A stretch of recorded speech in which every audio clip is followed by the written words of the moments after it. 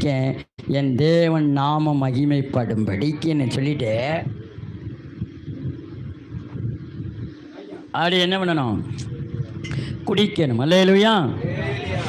எதை செய்தாலும் நீ எதை செஞ்சனும், நீ என்ன செஞ்சாலும் என் தேவன் மகிமைப்படுவார். என்ன பண்ணுவார்?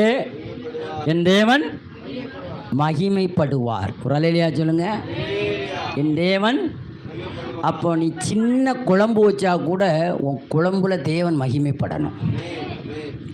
ரெண்டே எனக்கு தெரிஞ்ச ஒரு ஊழியக்காரர் இருக்கார், சேகர் நல்ல தம்பி.